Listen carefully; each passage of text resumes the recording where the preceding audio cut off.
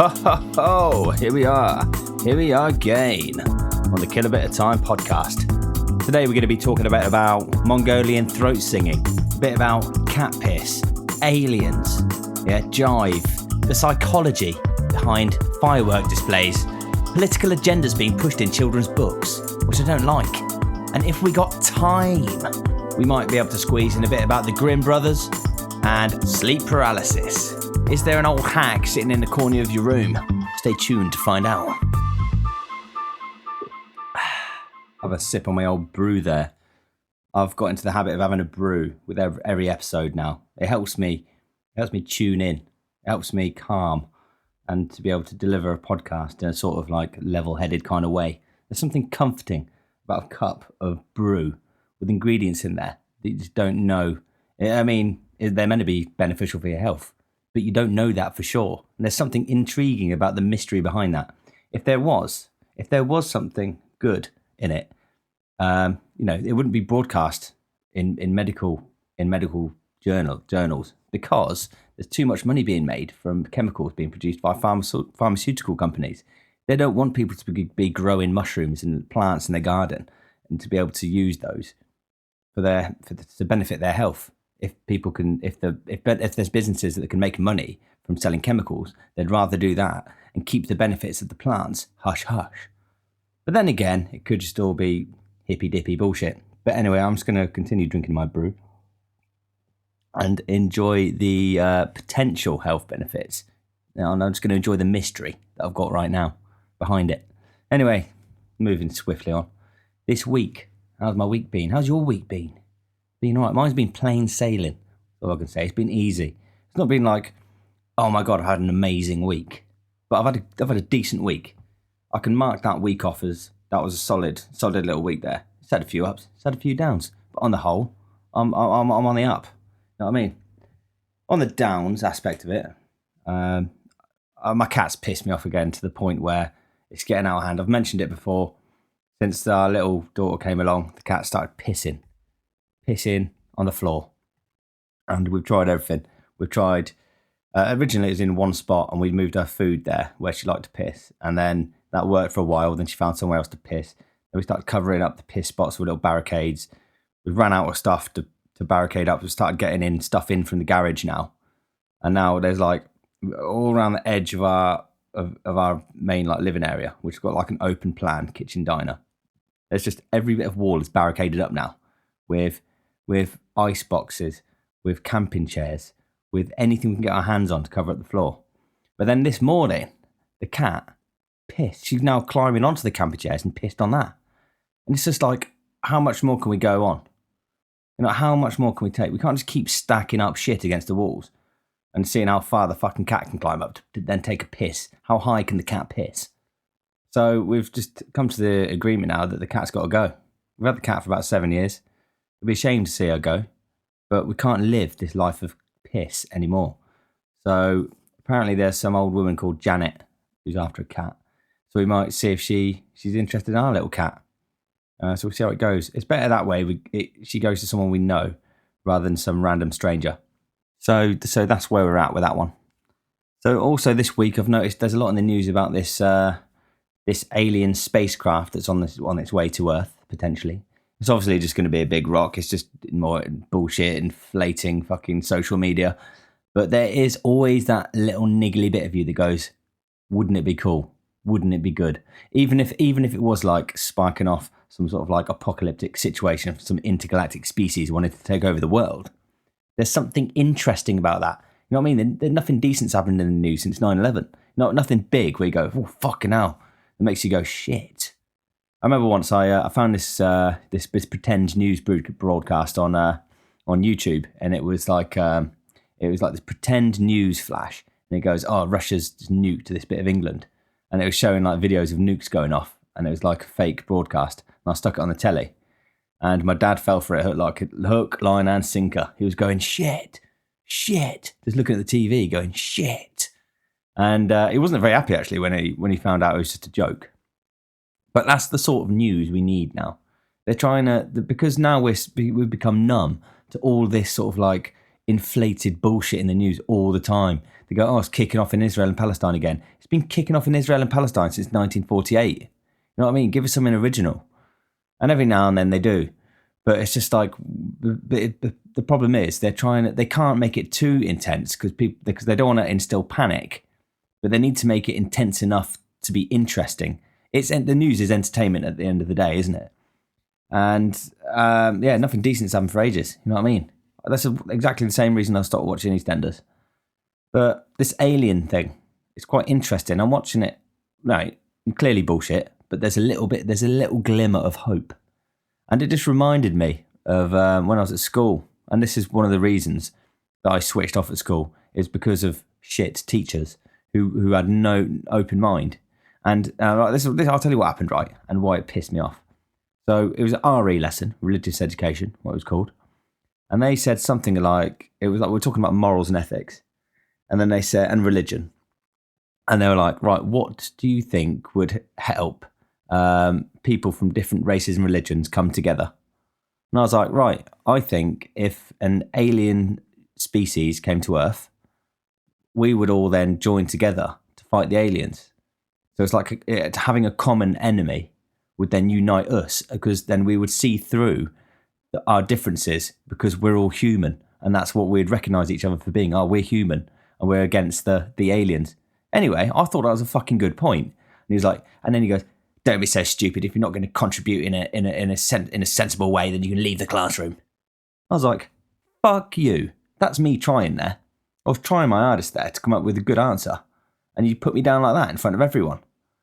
And you know what I mean? That's well done, mate. If that's well done, yeah, really well done. Well done trying to engage your classroom of kids, basically. I mean, I must have been 15, and I'm coming up with this idea, and he just puts you down like that. You know what I mean? That was another big tick in my box of fuck education. Even though I did end up going to uni and stuff like that, I jumped through all the hoops, but that's all they were at the end of the day. Hoops, expensive fucking hoops as well. When you get to the university stage, I think I still owe about 15 grand. But so yeah, that's what pissed me off. One of the things that pissed me off about school was incompetent teachers, and I don't think I'm the only one to experience that. You know what I mean? I think that's why some people pay for private education, because they're more likely to get decent teachers. So I can understand it a bit. Obviously, it's not fair on the rest of the people who can't afford that, but you can see why people don't want their kids being taught by these fucking idiots who, at the end of the day, it doesn't take that much to be a teacher, does it? All you need is a degree and a teaching qualification, and you can be a teacher. Obviously, no criminal records, need a clean fucking record. And so any fucking retard can be a teacher at the end of the day. So I can understand why people don't want their kids going and getting taught by anyone at the end of the day. You know what I mean? You don't get to vet these people. You don't get any input on the syllabus. You just have to send them in and hope for the best. But anyway, so that was that. That's enough about aliens.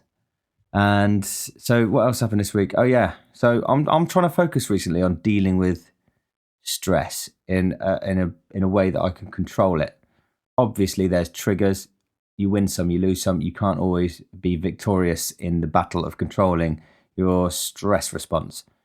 And but I've had a couple of little wins this week. One of them was I was every Wednesday, right? Yesterday, I was getting up early, 5 o'clock in the morning. I go in, I do a stock take.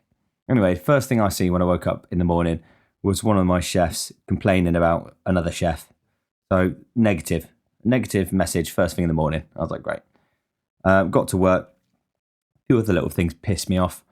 And before I knew it, I was just walking around doing stuff, but I was angry. I was just feeling angry. I noticed I had a big frown on my head. It was just a permanent frown just slapped on my head. Right, you're frowning. You're going to be frowning for your foreseeable future. And I had to just check myself. And I was like, hang on a minute. I'm not enjoying this state of mind I'm in right now. And I just had to step back and I was like, why do I feel this stressed? Nothing is actually wrong right now. Yeah, you had an irritating message. Yeah, not everything's perfect, but it never is. And in a few hours' time, you'll be fine again. So why are you actually acting like this now? Why are you behaving like this? Why is your mind torturing itself by feeling stressed? And I was just like, right, what's wrong? And I was like, I'm a bit hungry. I need a piss. And I could do a little coffee as well to wake myself up. I feel tired.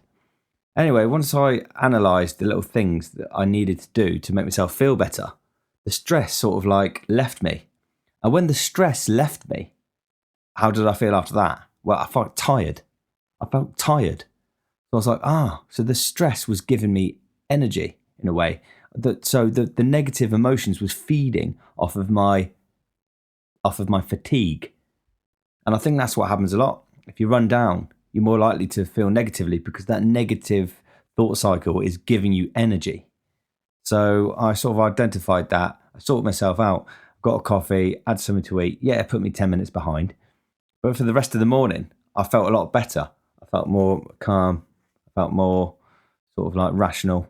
I was thinking more clearly. So I was quite pleased with myself that I managed to deal with that situation in a calm way and sort it out. Managed to analyse what was wrong with me. Something else that happened, which was quite irritating. I went into Lidl to get a few little bits and bobs.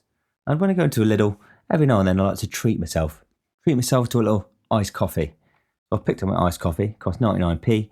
When I got it, opened the lid. I was like, I'll drink that whilst I'm driving home. Lovely. And got out of the car park, looked down, iced coffee, spilt all in. And we got a new car recently as well. We splashed out, we treated ourselves. And the iced coffee had spilt all in the cup holder area. And it was just a big old puddle. There was no more iced coffee left in the cup. It was all just puddled in this cup holder area. And I was like, oh, that's very unfortunate. I'm quite disappointed. I was looking forward to drinking that coffee. You know what I mean? It was a treat. A, did I not get my treat that I was treating myself to? B, I've created myself a job that I'll clean up as soon as I get back. I've got to clean the fucking cup holder in the car because it's sticky. Iced coffees are quite sugary, aren't they? They're quite sticky. So I thought, that's going to be a cunt of a job as well. Anyway, without even trying, I didn't get stressed. I just accepted my fucking fate. And I thought, that's good. So maybe I'm changing my behaviour slightly. Like last week, I didn't get pissed off with the cat piss. This week, I managed to curb my stress after feeling it early in the morning. And I managed to not get stressed in the car. So I think the more you try to change your psychological habits, I think the easier it gets. And then it becomes an automated process as well. So I did that. What else have I been up to? Oh yeah, I've decided to take on another short-term project. And I'm not ditching the fudge. I'm coming back at the fudge next week. I've bought some Demerara sugar. I'm ready to continue. But I feel like I can pick up another one. You know what I mean? I've got space for another little short-term project. So what I'm going to do is I'm going to try and learn this thing called Mongolian throat singing. All right? Now, Mongolian throat singing is a way that people can sort of sing, but they vibrate. It's not just singing low. It's like they vibrate in their throat and it goes super low. It's not you're not using your voice box almost. You're sort of like creating this these vibrations in your throat, and it sounds awesome. And then once you get that, you can then like try and change the shape of your mouth, and you get these like high pitched sounds with it. Now I'll give you a little example.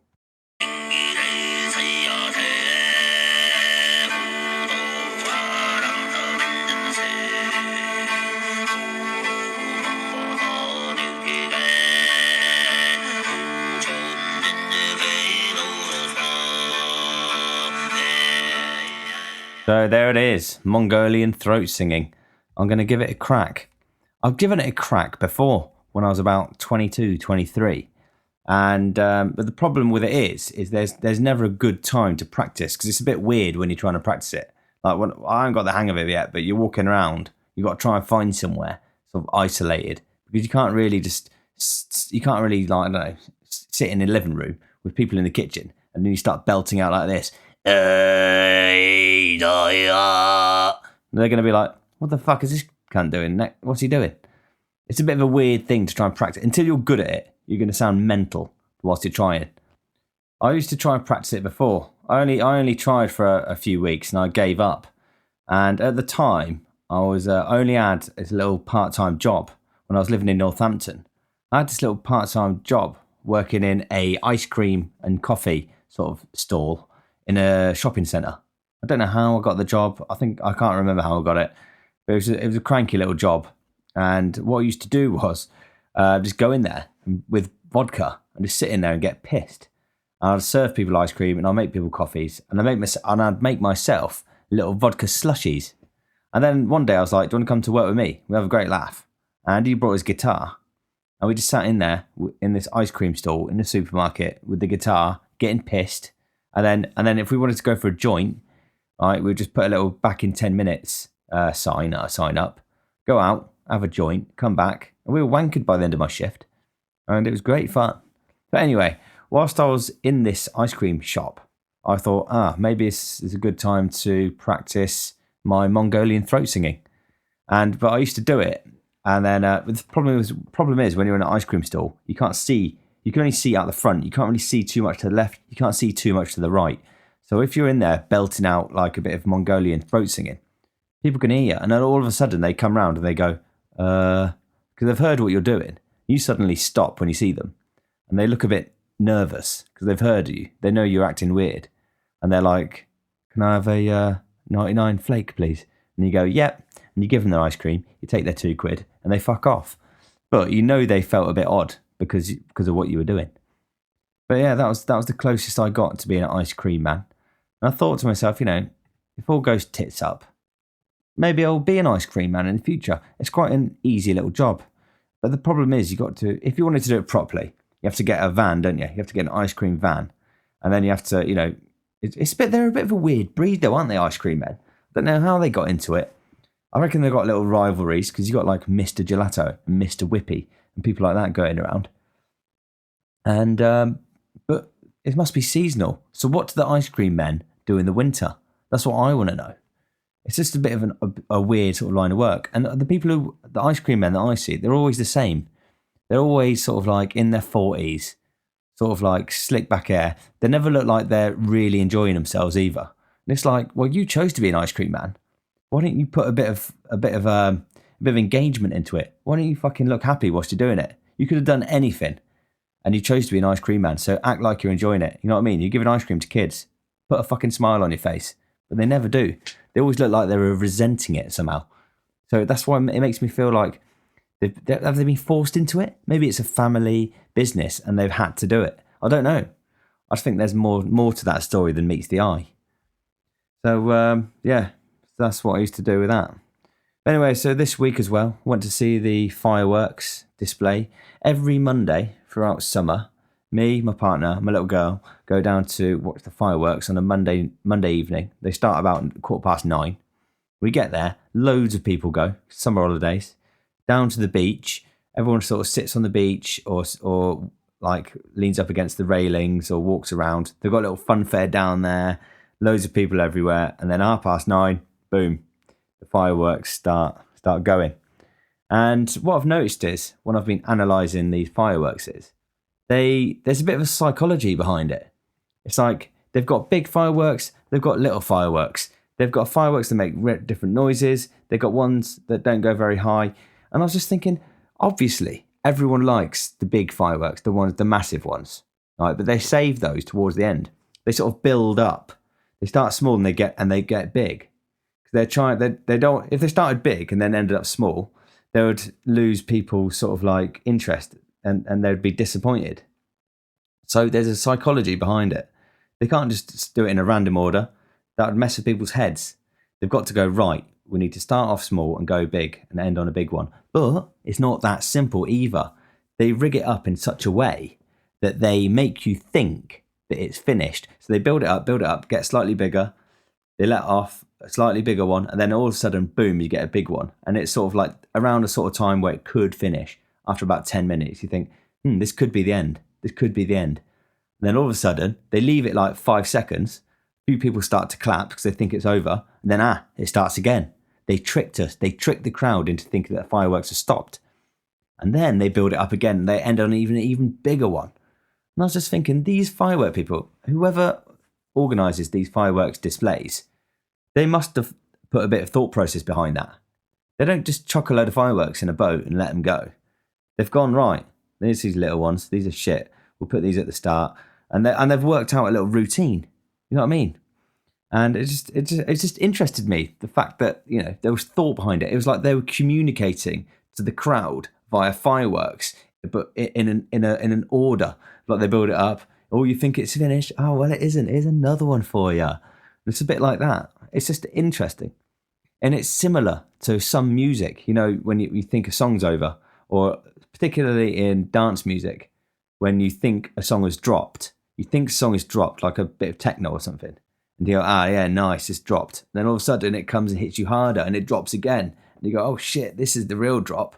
You get loads of that. I used to get loads of that in rave music. When you go to raves, the best bit is when obviously the tune drops and everyone goes mental. But sometimes they've got fake drops and they chuck in a fake drop and everyone starts going mental. And then they go, oh, hold on. You got 5 seconds of silence and then it drops even harder. And you go, oh my God, I don't know if I can go any more mental than I did last time, but I'm going to give it everything I've got. And then people go really mental. And it's just, yeah, it's just that psychology that humans like of being tricked into something's over. And then actually it's not. Like the end of a comedy show or a gig when everyone starts going, one more song. Okay, come on, give me one more joke. And they go, no, can't possibly. The show's over. And then they go off and then they come back on and go, only joking, we got one more for you. Of course we do.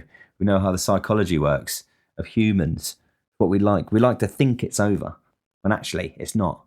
It's a little bit like, have you ever got that ice cream, the screwball? It's like a screwball ice cream. It's lovely. Lovely ice cream, nice syrup in there. And at the bottom, there's a bit of gum. And you think, the ice cream's nearly over. He goes, yeah, the ice cream's nearly over, but look at this. There's some gum for you at the bottom. They slap you with a ball of gum. Exactly the same psychology as everything else. It's like drinks in a pub. When you go for drinks with a pub with your mates, and you go, right, all right, we'll have one more. We'll have one more. All right, you'll have one more. You go, that's the last one. And then you all go, one for the road. You have your last drink, and then you have your one for the road. You have your one for the road, and it's one of the best pints of the night, your one for the road, because it's a naughty pint. It's the pint you shouldn't be having. And then sometimes you go, right, we've had the one for the road, and then some clever fuck comes over with a tray of Jaeger bombs, and they go, only joking, is a tray of Jaegers. And then you go, oh shit, wasn't expecting that. It's exactly the same. It's exactly the same psychology as the fireworks, the comedy, the screwballs, the drinks in a pub. So yeah, we had our final big firework, and then we were like, right, everyone knew it was over then. We had our fake ending, and then we had the real one. And then we're like, right, everyone knows now it's over. And then it's a mad rush. The worst one was Monday just gone, and the traffic getting out of Weymouth. And look, I love to moan about traffic. I love it. All right, I love to have something to moan about. But this traffic was verging on psychological torture. It was like, it's exactly what I'd imagine it to be if there was an apocalypse situation and everyone had to get out of Weymouth.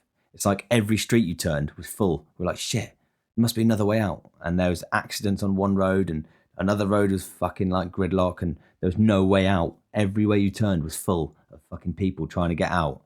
And I was like, this is what it would look like in a zombie apocalypse if there was a zombie outbreak in Weymouth. And this is what it was like. Apart from, our daughter was getting pissed off with it as well. We had her screaming in the back. The car was moving nowhere. There's only so loud you can turn up row, row, row your boat on the music before you start driving yourself mental as well. And it was just a really, really tricky situation. And, I'm trying to improve myself, my patience, my stress levels, and things like that. But that was like, on a scale of 1 to 10, that was that final boss of stressful situations. I put it to the most calm and collected of people to remain sort of calm in that situation. You're trying to get out of Weymouth. It's getting late. It's 10:30. Your car's moving nowhere. You've got no sort of like prospect of getting home on the horizons whatsoever. And then on top of that, you've got your baby in the back screaming the house down, and there's no way of appeasing her because you're on the road. That was, it was quite a difficult situation. But I put it to her, my partner, she managed to keep level-headed. She's a very level-headed person. She's sort of like some of her level-headedness sort of rubbed off on me. And I sort of had to put my head in my hands and just wait for it all to be over, because there's nothing you can do. I wasn't being patient. I might not have been kicking off, but I wasn't being patient. I didn't feel patient. I felt negative feelings, really negative feelings. It's like having a bad trip, like in every sense of the word. Like auditory, visually, mentally. There was no good anywhere. It was awful. But anyway, we got home. We had a lovely bit of dinner. I had a lovely little sleep, so, every cloud. But the whole situation got me thinking, like, about me and my relationship with patience. I was like, I don't have any. I'm quite an impatient person. And when I'm queuing, I've got no time for queues, whether that be in a traffic jam or in a shop. My mate Liam once said to me, he's like, oh, I quite like queues. I said, what the fuck do you like about queue? And he said, oh, I treat it like a little break in life, like you're pressing the pause button, because we're always moving around, we're always doing stuff. And he said, when I hit a queue, I just treat it like I'm hitting pause. It just gives me time just to go, you know what, I'm in a queue. I'm just going to sit here in a queue and press pause button. And I've tried that way of thinking before and it didn't work for me, but I like the concept. Long adverts, they annoy me when they go on and on and on, like on the TV, just yabbering on. My sister turns the adverts. My sister turns the TV off when adverts come on, and she'll turn the TV back on about 2 minutes later. If they come on YouTube videos or something like that, I definitely look away. I'm like, oh, you fucking bastards. There's two now. First of all, it was one that you could skip after 10 seconds. Then you had to wait 30 seconds to skip it. And now there's two. They're just extending how many adverts we got to watch. So I've now started just looking away so they can't drill it into my head. But they annoy me. What else? Red lights. They bug the shit out of me as well. Sausages, cooking sausages at work. If we run out of work, I run a kitchen, right? And the longest thing to cook at breakfast is sausages. And if you run out of sausages, you're fucked, really, because you've got to wait for them to cook. They take about half an hour to cook in the oven. So there's means and ways of speeding that process up. But either way, it's not a good thing. You don't want to be deep frying sausages. They look shit. So when we run out of sausages, it's bad times, stressful times. You have to wait. I don't like waiting. Everything else you can get quickly. Anything else you can get up in about 3 minutes. Sausages, ball ache. Mrs. getting ready, taking her fucking time to get ready. I mean, I know, you could grant people a bit more time to get ready, but honestly, like I can get ready to go in the morning in about 5 minutes, I reckon. Quick wash your teeth, socks, clothes, grab your phone and your wallet. What more really is there? I mean, I'm sure, the ladies have a few more bits to do, but there tends to be an unnecessary amount of faffing around. Just faffing, picking things up and putting it down in different places, right? Like changing the mind all the time, things like that. My missus is bad for it. It takes her fucking ages to get ready. You know what I mean? So that bugs me. But I know it's not her problem. It's a me problem. I'm the one who's being impatient. Like we've got no urgency to get out. It's not like the house is burning down. So I know it's me, and I need to learn to be more patient. Pointless conversations, they bug me as well.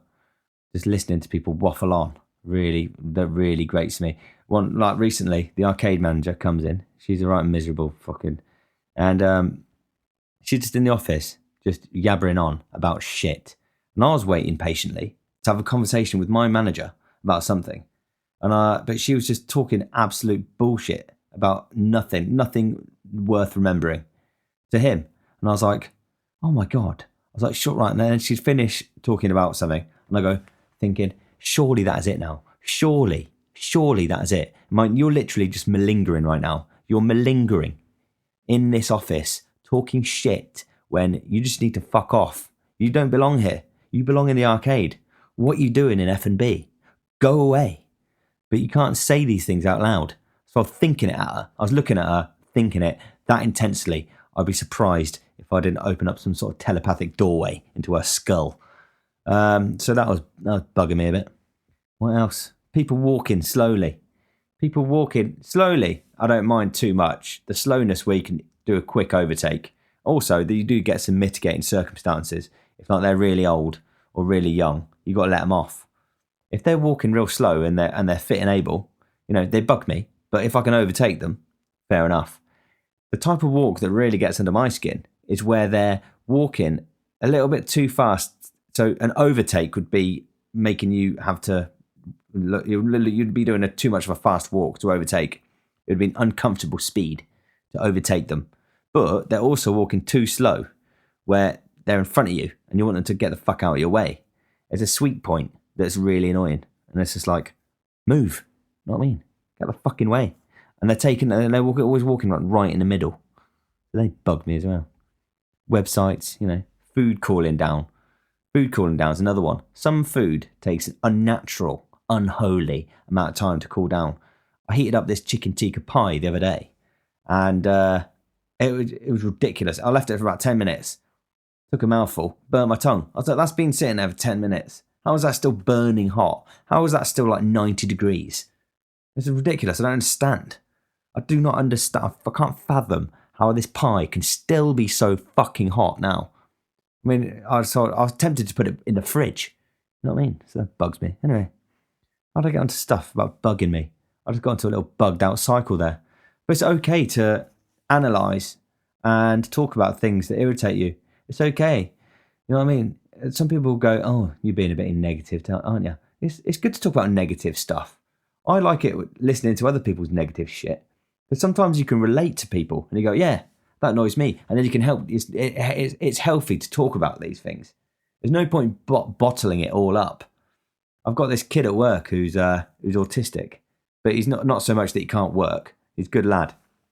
And every now and then, he just needs to be taken aside and to have a little chat. He's go, Cam, what's wrong? He's keeping it all inside, and he starts pacing around. He starts getting like really like huffy puffy, out of breath.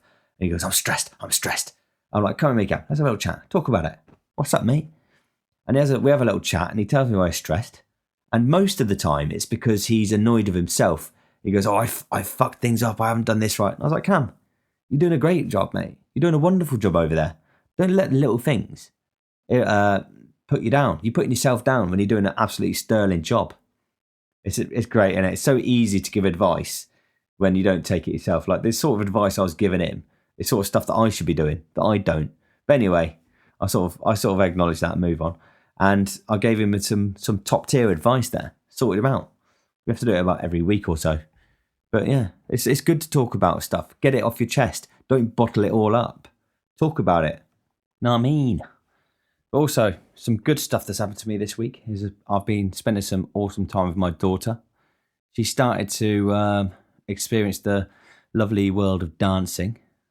So what we do is now we stick on a bit of reggae music on a speaker, and she comes toddling over, and then she starts grooving. You know what I mean? She starts bending her legs, wobbling from side to side, clapping her hands. And I'm like, yeah. So every day now I'm with her. At some point we'll have a little dance. And I love it. Just having a little dance. It's amazing. Like what's in them. There's something in you that wants to dance. When you move your body to the rhythm of the beat. You know what I mean? That's just incredible. Where does that come from? Like, I guess, like, if you look at it in terms of like a biological sense, I mean, there is dancing in nature. And maybe it comes from that. It's, all part of that. What insects do, they dance, don't they? So mammals dance, it's sort of courtship. Maybe it's just the beginnings of that. But humans, I suppose we do dance in the sort of courtship quite manner, don't you? It's what sort of happens in clubs, isn't it? You have a little dance, and it's usually with the opposite gender. But it just amazed me how even from that young age of like 16, 17 months, that you enjoy dancing. You enjoy the concept of dancing. It must release endorphins and dopamines in your brain. Your brain must be hardwired to think that dancing is good. So when your body dances, it's going to make you feel good. Dancing makes you feel good, and that's hard lined in from a biological level. Evidently, it's just amazing. But my experience with dancing is I've never really been big into dancing because when I was growing up, it's like I didn't know any moves. I didn't want to learn any moves, of fear of getting the moves wrong and looking like a pillock. And I always thought you had to learn to dance until I got to the ripe old age of going raving. And when you go raving, you don't have to learn to dance. You just get off your tits and then just flail around. You just shuffle. You shuffle to the beat. You shuffle to the beat, and then you put your fingers up and you just have a little fucking, yeah. You feel the music, and then you just fucking nod your head a bit. You know what I mean? You let the music take you. You improvise. It's the equivalent of picking up an instrument you don't know how to play, or just having a good old strum on it anyway. and just enjoying it. You know what I mean? There's no rules really to dancing. There isn't really any rules unless you're doing proper jive dancing or ballet or all these dances that you have to learn. But there's I think there's a dichotomy between dancing of like regulated, learned type dance that you learn, and just going with the feel of it. And I like that one. I like just going with the feel of it. Skanking. I quite like skanking with reggae. Skanking's quite natural. It feels natural. When the reggae comes on, you let the reggae music let you skank. You just skank to the reggae, and it's normal. You don't have to learn how to skank. It just feels obvious how to do it when you're doing it. You let the music take you. I think that it depends on the music. The music sort of like dictates what dance you do. If you're listening to hard trance, you're moshing. If you listen to D&B, you're bopping and you're fucking throwing your hands up. If you're listening to reggae, you're skanking. You know what I mean? I think the music dictates how you dance. I think a good way of explaining that dichotomy is at my work, right? We used to have these 2 weekends at the end of the year, booked out by 2 different groups. It was called Jive Weekend and Scooter Weekend. And Jive Weekend, it was like about 500 people descended on a park, and they all have they kit out the rooms with different dance halls, and they all know how to jive. They're like, it's impressive. Like they all dance with each other, they swap partners, and they have a little dance. Like I couldn't do what they do. They clearly learned that. It's a skill, it's a talent. It's interesting to watch. They're all dancing. It's called Dance Weekend. They just dance all day and all night long. And it's not good for bar sales because they just drink water most of the time. They don't really get pissed. They just dance. They're there for one thing, and that's to fucking dance. And there's rumours that there's quite a big swinger community within these jive group as well. Apparently they chuck all their car keys in a big bowl and then go to each other's lodges. I don't know. I've not seen it in the flesh. It's just rumours. But it wouldn't surprise me. Anyway, the second weekend that comes along is called Scooter Weekend. And you get about 400 old mods from the 60s and 70s descending on park. And they all have their own little way of dancing as well. And they dance to this music called Northern Soul. Northern Soul is awesome. I love Northern Soul. And they sort of shuffle. They sort of shuffle around. But it's really interesting because we've just been drilled into us for 3 days watching people jiving all over the place. And then all of a sudden, there's a whole different group of people dancing, but they're just shuffling. It's just cool because it's just like everyone's there for one thing. They all have a little dance. But one group of people learn their dance, and another group of people just shuffle. But they're both dancing. They're both enjoying having a little dance. It's just, it's just different, isn't it? It's just different. One person's good, people are going with the flow. But then again, you can learn something and go with the flow, I suppose. It's like when you learn an instrument and you learn a load of scales, for example, and then you can improvise on top of those scales. I suppose that's what sort of the learned dancing's like. Whereas I'd probably compare the shuffling around and just going with the feel of the beat. Maybe compare that more to the bongos. Anyone can play the bongos. You know what I mean? Just have a little play on the bongos. You can't go far wrong. I'd say it's more like that, I suppose. But anyway, I've been, having a little dance with my daughter, just skanking around, having a little skank. She sometimes copies my little dance moves as well, and then I copy hers. And it's great little fun. It's a nice little bonding experience. It's nice. But anyway, at this Scooter Weekend, it just reminded me, actually. There was one person there, right? There's one person with no legs. Everyone else is fit and healthy.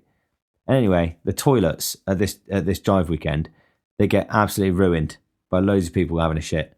And we haven't got any staff toilets. So I was like, right, there's no way I'm going to the normal toilets. I'm going to the disabled toilets. There's only one person here with no legs. What are the chances he's going to need a shit at the same time as me?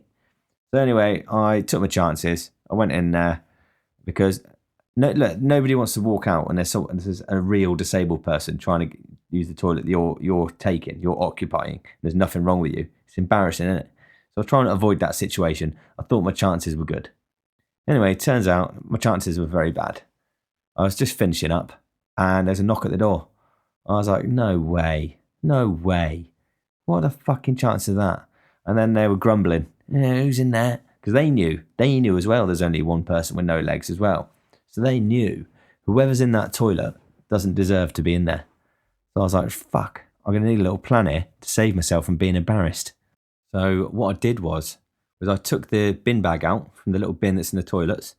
I put a load of toilet roll in there, screwed up toilet paper to fill it out, sprinkled a load of water over the sides, and then unlocked it. And then with my bin bag in hand, obviously I worked there as well, so I had a shirt on. I said, it won't be a minute. Just tidying up. It's a right mess in here. Someone made it a right mess.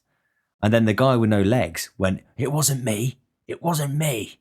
Thinking that I was thinking that he's the only one to make a mess in the disabled toilets because he's the only one with no legs.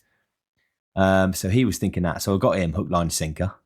And then I walked out with a bin bag. And then this guy with no legs, his chaperone, the guy who was pushing him along, looked at me and he went, why was the door locked? And I just said, company policy.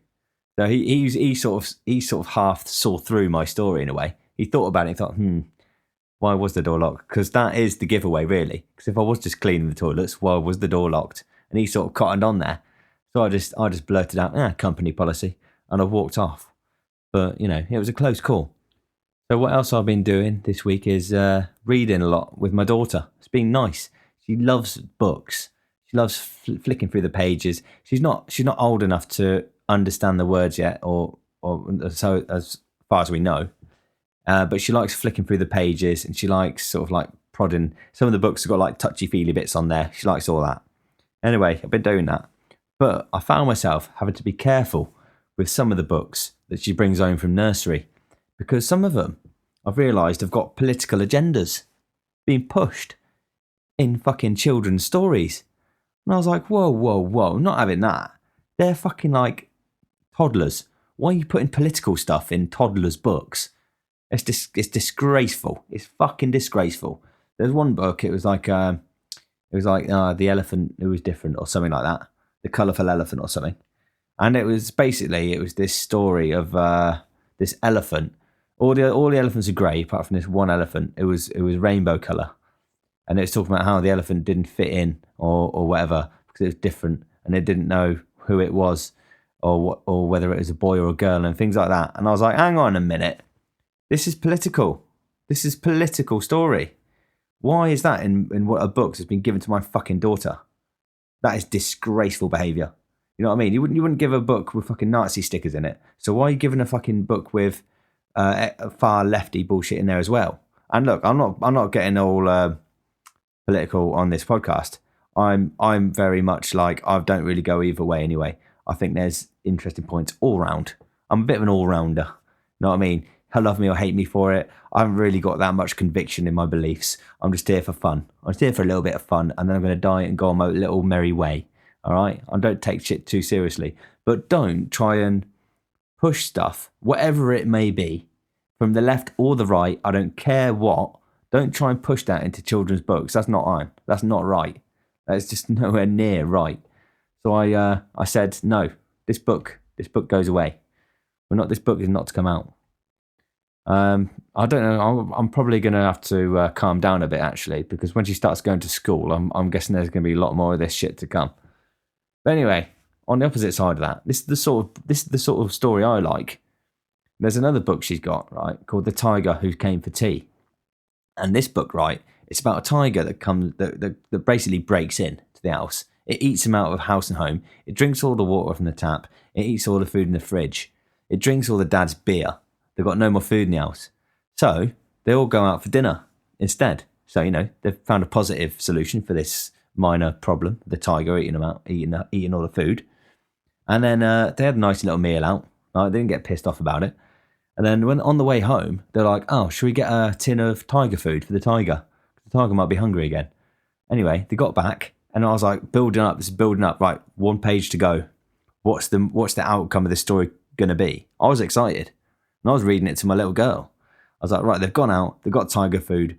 I've got 1 page to go. What's going to happen? Last page said, oh, but the tiger was gone. I was like, the tiger's gone? So what was the moral of that story? There isn't one really.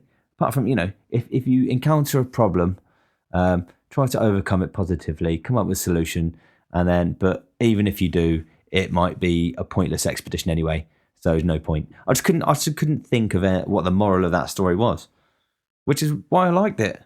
There shouldn't always have to be morals in books, should there? Sometimes it's just a nice little story with not much sense to it, not much, no morals, no hidden agendas, no political sort of shit in there.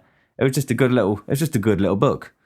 It was like the psychology of the fireworks almost. Apart from there wasn't anything good at the end. It was just a bit of a sort of a what, which I kind of liked because I was expecting there to be a conclusion and there wasn't one. So it was like a surprise. I was surprised that there was no conclusion. The tiger was gone, and I was like, oh, I'm surprised. So the book, even the children's book, managed to surprise me in quite a pleasant little way. So big up that little Tiger Who Came for Tea book. Fuck off the other one, the Elephant Who's Different or whatever. Anyway, we decided because she loves books so much to take her to the library. I thought, we'll get her signed up to the library and find out what all that entails. So we did. We took her to the local library. She was tearing up the fucking place. I was just had to mind her because she wanted to grab all the books out. She wanted to grab puzzles. And I was like, no, you can't grab the puzzles. That's going to make a mess. And I was just watching her whilst my partner was sorting out the library card. And we chose a little book and all that sort of stuff. And then the rules of the library is what pricked my little interest up. They said it's better to get a children's library card rather than the adults one. Because if you're overdue on taking your book back, if you got a kid's book, you don't get charged. You don't get a fine. If you're an adult, you get charged. If you go over a week, you get fined 20p a day, which I worked out was £73 a year. So if you forgot to take a book back as an adult, over 10 years, you'd owe them 730 quid. And I just thought, is that without interest, or do they add interest on top of that? And what happens if you don't pay them? What if you just say, no, I'm not paying you. I'm not bringing this book back and I'm not giving you 20p a day. What would happen? Would it go to bailiffs? Would it turn into sort of debt to the council and you send bailiffs round? And you go, hold on a minute, I've got bailiffs at the door because I'm overdue on the Tiger Who Came for Tea. Would that happen? Could that happen? I don't know, but I'm not going to find out. So we got the little kids book. But yeah, I've got a bit of a mottled history of libraries in my past. I didn't really get on with the head librarian or whatever they're called at school. I can't remember what her name is now, but she was this sort of like little old Margaret kind of lady with those sort of like inward pointing glasses that make your eyes look slanty. And she had short hair and she's a right gobby little sort of like irritating woman. Like she was always walking around going, shh. If your voice has got too loud while she's sitting around a table, shh, fuck off. You know what I mean? Jesus Christ, let someone have a bit of fun. We're only fucking talking in the library. Do you want your library to be empty? Do you want us all to fuck off and you'll just be in the library on your own? That's what's going to happen if you continue to be a bitch. But anyway, she was annoying. We didn't have a good relationship. And then one day I got my hands on a balaclava and a fake gun. And I just burst into the library. But I was quite young. I was only about 16. I just burst into the library and went bah, bah, bah, bah, bah, bah, at her. And gave her a shock. And then obviously she didn't know it was me. But she did really. Everyone knew it was me, but they couldn't prove it because of the balaclava. The beauty of a balaclava. They can't prove it as you. Suspicion alone is not enough to convict. And when I was back down in this sixth form area, one of the teachers who fucking hated me, she bent over my shoulder and she went, "We can't prove it was you, but when we do, we're going to come down on you like a ton of bricks, son." And I was like, whoa, is that a threat? You know what I mean? The teachers there, honestly, they weren't good. They weren't good teachers. They were not good. They didn't get the best out of me, that's for sure. And I probably didn't give them an easy time. But, they didn't make lives fucking easy for themselves either. Anyway, so that pretty much sums up my week. Oh, yeah, I've been chatting to my mate a lot on the voice notes. Voice notes are a good way to communicate because you can sort of like get a lot across. And I think that's a little bit of the way my podcast started because I enjoyed doing the voice notes. And in a way, this podcast is just like a fucking long voice note, isn't it, really? But instead of to one mate, it's to All of them, if they want to. It's not like I'm forcing them to listen to it either. It's like it's there if you want to listen to it. And if you don't, no fucking bother. I've enjoyed making it. It's good for me. I get into the flow state. I get to get things off my chest. It's a way for me to digest my thoughts, and I record it all, and I'm going to transcript it. You know, I might take like little parts out of it and make it into a book one day, pass it on down the line to my family or whatever. It's just a great little way of spending a bit of time getting into the flow state and all that jazz. But I've just realised I am way over time there. I was hoping to speak about the Grimm brothers. I've got a great little section on the Grimm brothers and why they're considered to be grim. But I ain't got time for that today because I got so into talking about my week and the things in and out of that and around that sort of I got carried away. But it's a good thing, isn't it? I've really enjoyed it. This is such a little therapeutic way of me of being creative. You know, I've enjoyed it today. Previously, during this week, I found another little way of getting into the flow state, and that's the aim of the game. And what it was I had a bit of spare time, and I was like, I want to write a song. I really want to write some music. I picked up my guitar, laid down a nice little chord scheme that I thought sounded good. But the problem is, I couldn't think of any subject material. Usually, if I'm writing a song, it'll be about someone. It'll be about someone I work with, someone I used to know, someone I found interesting, someone who's pissed me off maybe. And it's the way to, if someone pisses me off, really pisses me off, I tend to write a song about them because it's a way of me processing that emotion in a positive way. But I didn't have anyone to write about. I was racking my little head. I thought, well, I could write about this person. But unless I'm feeling passionate, unless I'm feeling I've got some sort of emotion, some sort of raw emotion there, I find I struggle to write music about someone. I struggle to write the lyrics about someone. I need to have that need. I need to have that creative spark. I had the creative spark to make the chords. I just didn't have the creative spark to make the lyrics. And but I was like, no, I'm not going to stop. I feel like making music. I feel musically inclined right now. So I recorded the chords anyway, put a little funky little drum beat behind it. And I was like, I'm stuck now, but I really want to continue. So I just just started making noises into the microphone.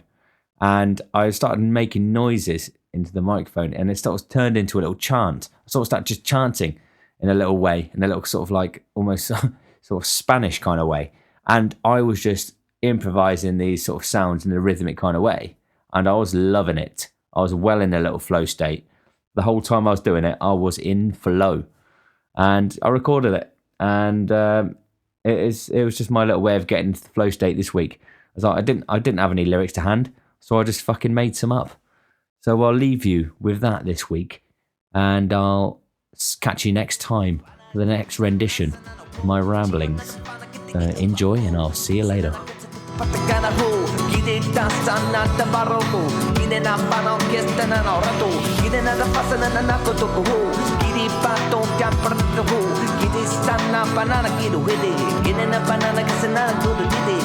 Kine na padan ka marijuana, kine sana wana, kita marijuana, kine vado no bona na hana hiti, kine na sana bona fatakara hiti, kine mana na mana ni didi, kine mana hada undo ide ka hiti, kine bano ho, gastana na ho, stine na bana ngana gaida ito ho, kita na kana ke go do do, kine maro jiti, gatta mana hotu, kine marata kata na no ho, kine pata kata ke ho, kine ni banana hana ho do Tantano, Castamano, Hoto, Kidenasano, Pasanano, Re, Kidon Pato, Campra Catuhe, Kidenanama no Hoto Fakahe, Kiden Pato, Canta Catuhe, Shannon Bay, Ganta Cano Hiki, Garano Fatano, Watanaka Hiti, Kidenanama Nakuto Papahe, Gananga with the Kanaka He, Ruzo Toto, Shatana Foto, Kidamano Fato Borrato Tano Hito, Kidenanama Nanagito Weko Ho, Kidenafata Torta Kidemano He, Get to go Dorata, get to go Dorta, Cano hit the Gana He,